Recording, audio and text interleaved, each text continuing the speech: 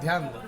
बोलिए प्रेम से गुरुदेव महाराज की, बोलो वृंदावन बिहारी लाल की, बोलो सब संतों की। ध्यान दो।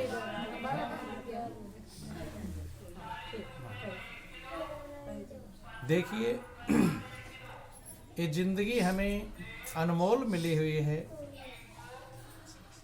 जिंदगी को सार्थक करने के लिए भगवान कृष्ण अर्जुन के बचपन से सखा हैं, ममेरे फुफेरे भाई हैं, साले बहनों का रिश्ता है। सारथी बनकर रथ पर उनका रथ भी हाँका। उन्होंने जिंदगी की कीमत समझाया किसको?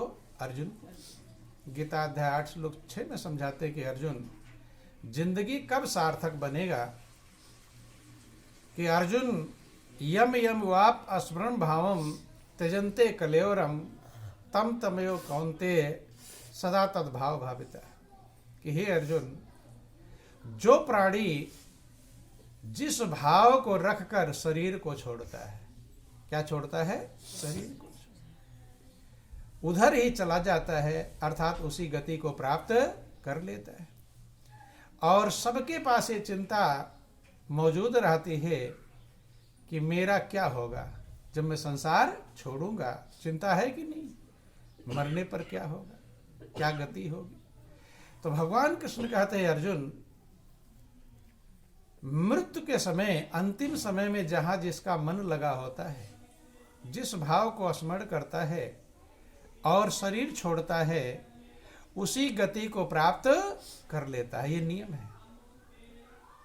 तो कहां मन लगाना चाहिए? परमात्मा में मन लगाना चाहिए। सब लोग जानते हैं, यही शास्त्र वेद पुराण कहते हैं।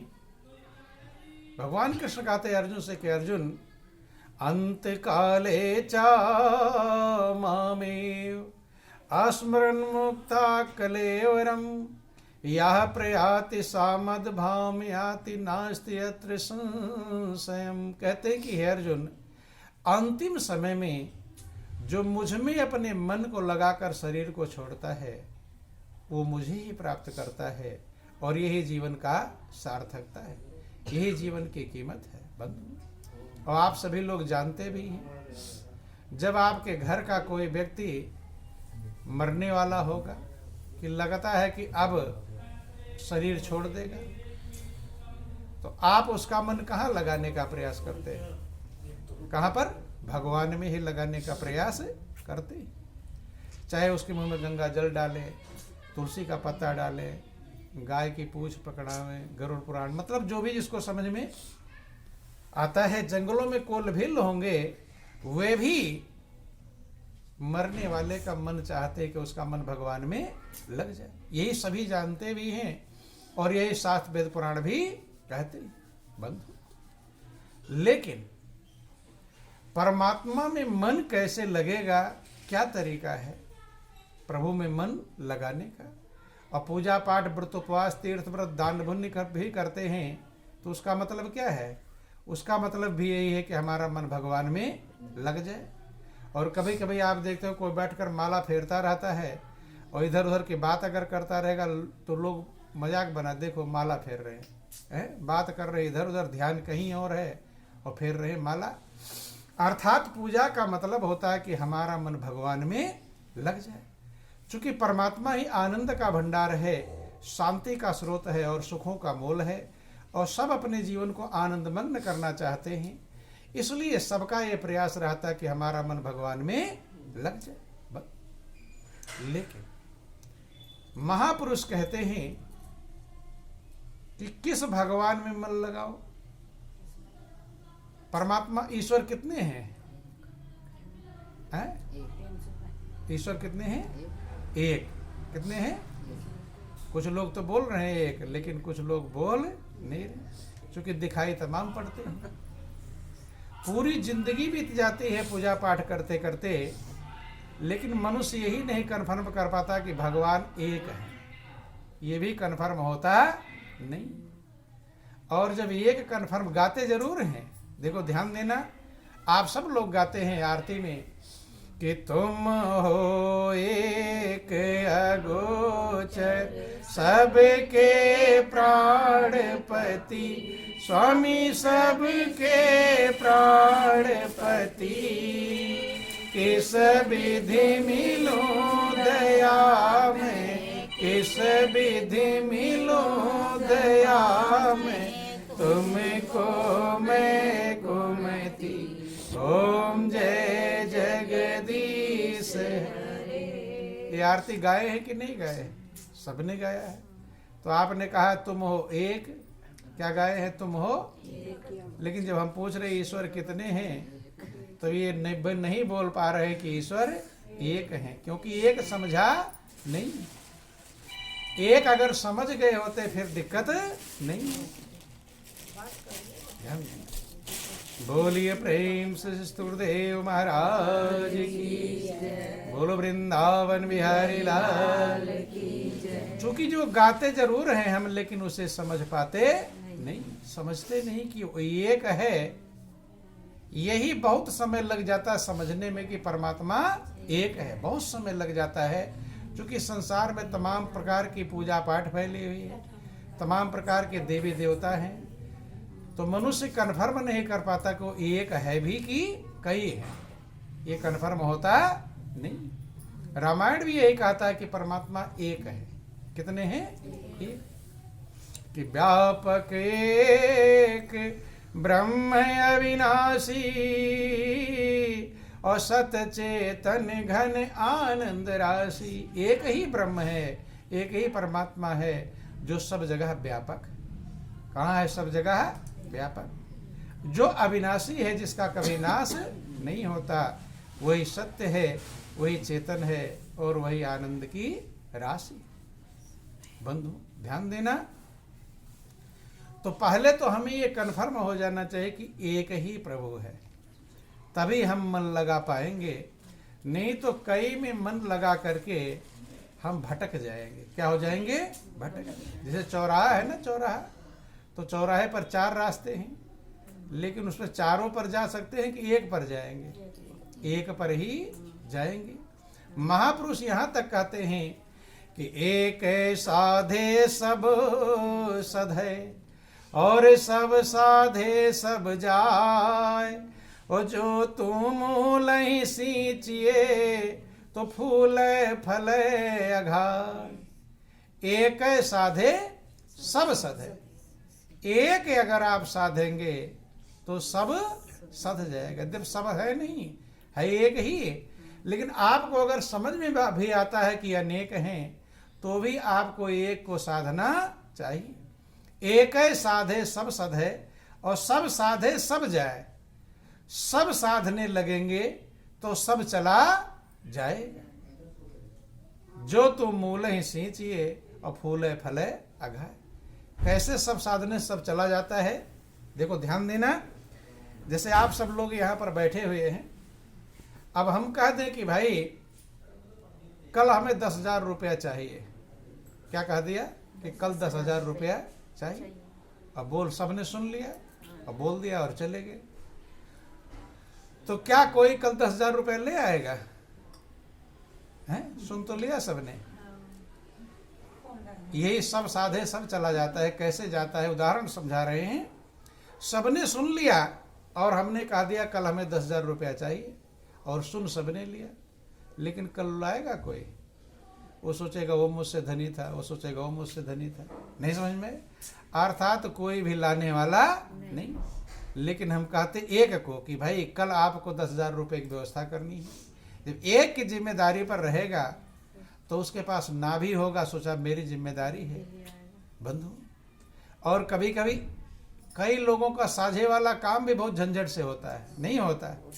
वो कहते ना, साझे की सुई बांस से उठती है। साझे वाला काम बहुत भारी पड़ जाता है कि नहीं पड़ जाता है। इसलिए महापुरुषों ने कहा कि एक को अगर हम जिम्मेदारी देते कि भाई आपको कल 10,000 की व्यवस्था करनी है, तो ना भी है कैसे भी करके कोई ना कोई व्यवस्था करता, और ना कर पाता तो बताता कि मेरे पास व्यवस्था नहीं हो पाएगी। लेकिन सब में हमने सबसे कह दिया कि कल 10,000 रुपया चाहिए, तो कोई भी लाने वाला नहीं। बता दे एक कहानी बोलो वृंदावन बिहारी लाल की जय, बोलो सब संतों की जय। एक राजा हुआ,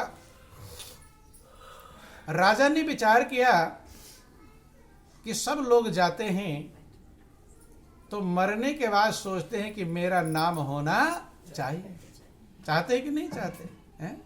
बहुत लोगों ने ऐसा काम किया ताकि हमारा पर मरने के बाद भी हमारा नाम रहे। जैसे आगरा का ताजमहल है तो शाहजहां ने बनवाया अपनी बेगम की याद में। ध्यान दें, बोलो वृंदावन बिहारी लाल। मुमताज महल की याद में उसने क्या बनवा दिया? ताजमहल। क्या बनवाया? ताजमहल। किस लिए बनवाया? कि हम तो शरीर छोड़कर चले जाएंगे लेकिन उसके बाद भी हमारा नाम मौजूद रहे। पहले दुनिया में लोग सोचते हैं कि मेरा नाम रहे, और जब जाने लगते हैं, ध्यान देंगे आप लोग, बात मत करो, ध्यान दो। बोलो वृंदावन बिहारी लाल की जय, बोलो सब संतों की जय। जाने के समय लोग सोचते हैं कि मैं इस संसार से चला जाऊं तो भी मेरा दुनिया में लोग नाम याद रखें, ऐसा कोई काम कर जाए। तमाम लोग काम करते हैं, कोई कुछ करता है, कोई कुछ करता है।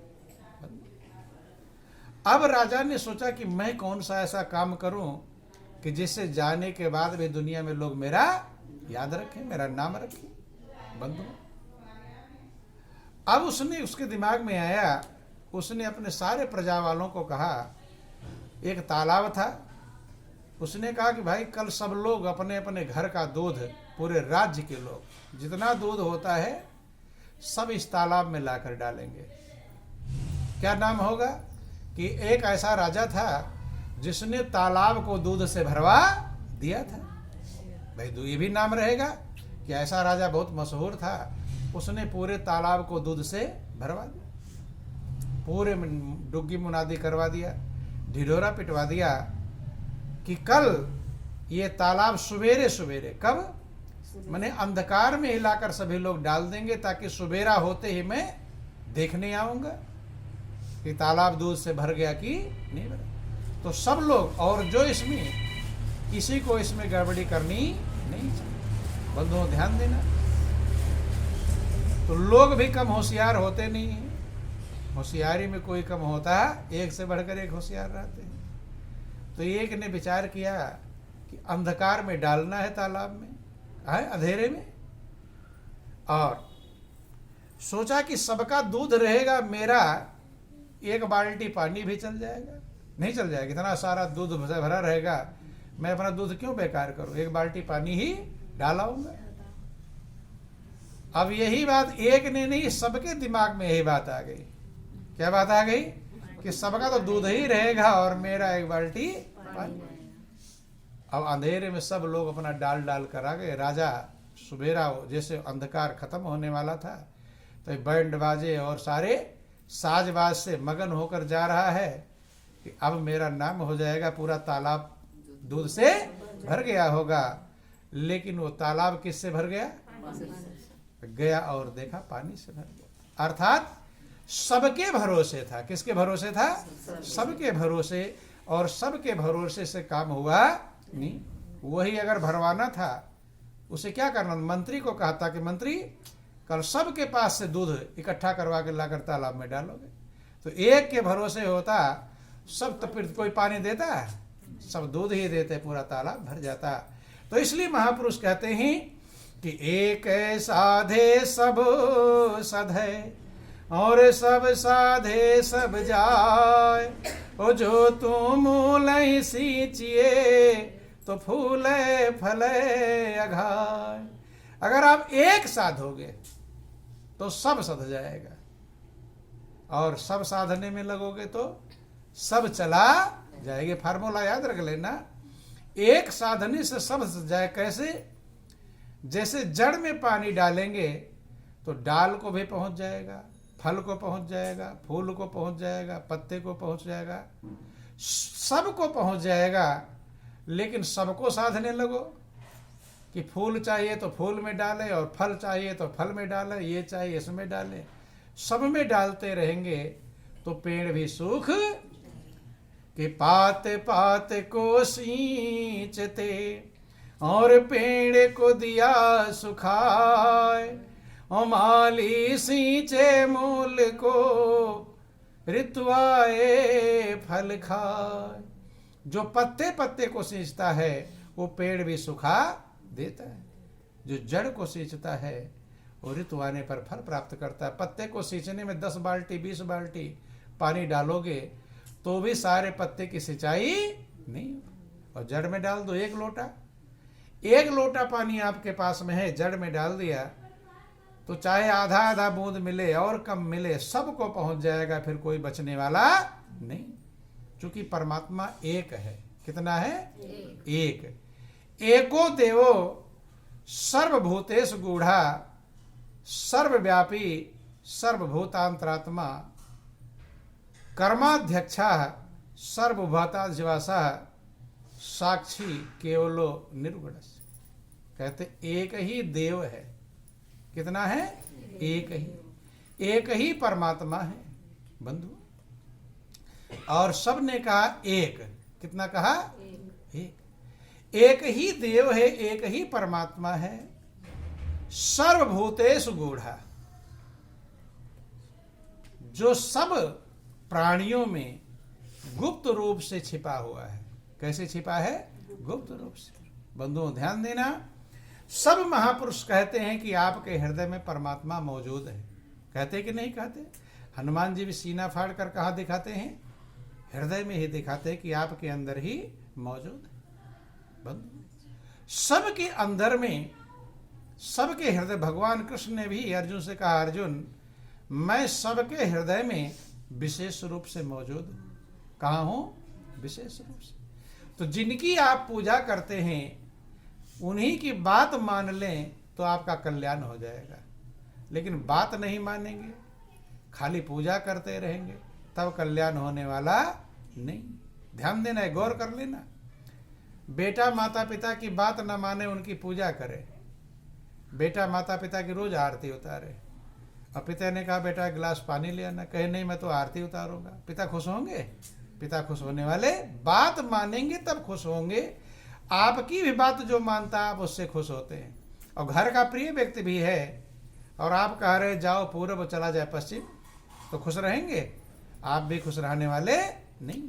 ऐसे भगवान कृष्ण की पूजा करते हैं तो भगवान कृष्ण कहते हैं कि मैं सबके हृदय में मौजूद हूं। ज्ञातुम ज्ञेयम ज्ञान गम्यम हृदय सर्वस्व विष्टम। कहते हैं अर्जुन अध्याय 13 श्लोक 17 में समझाते हैं कि मैं सबके हृदय में मौजूद हूं।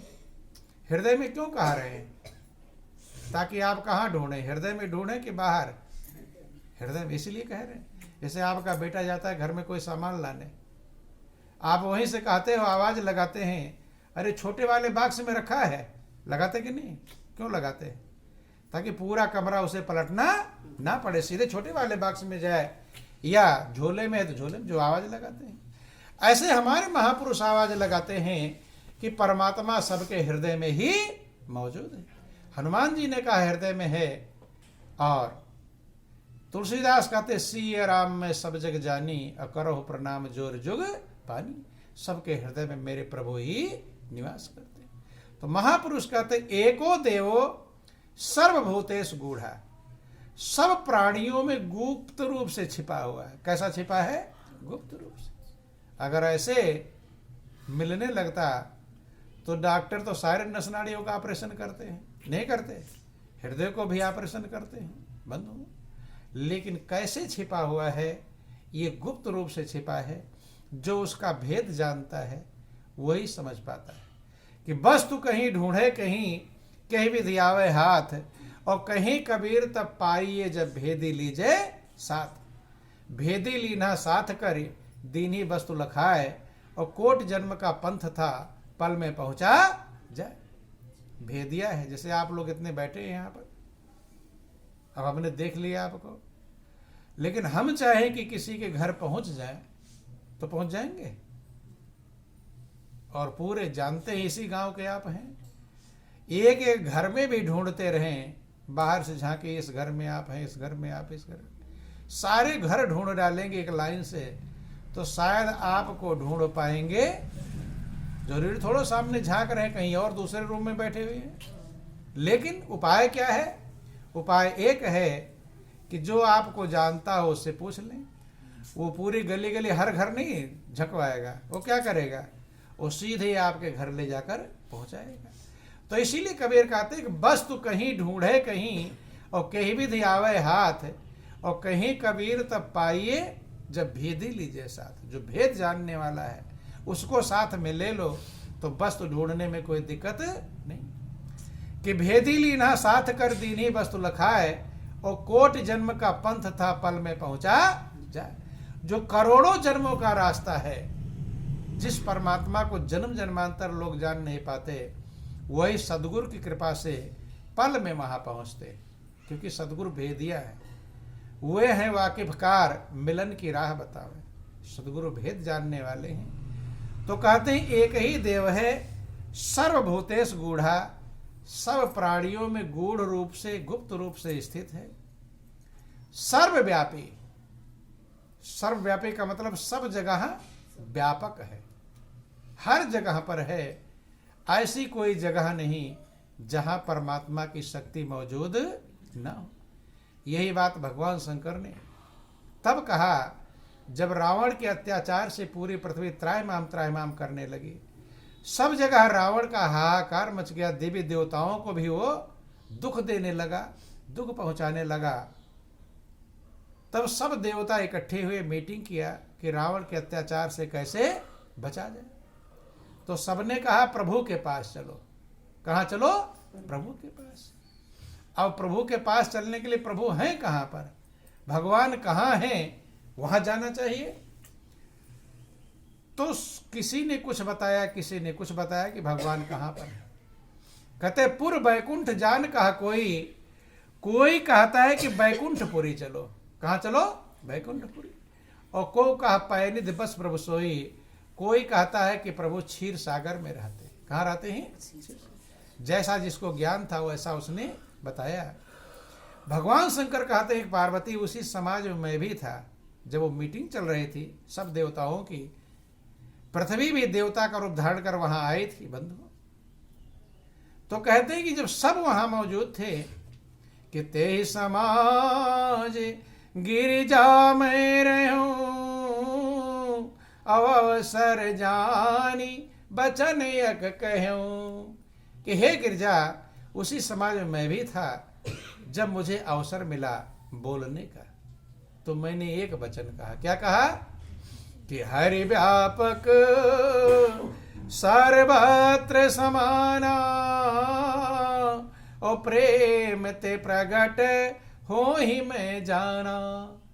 भगवान सब जगह समान रूप से व्यापक है, अर्थात ऐसी कोई जगह नहीं जहां भगवान ज्यादा हो और ऐसी कोई जगह नहीं जहां कम हो।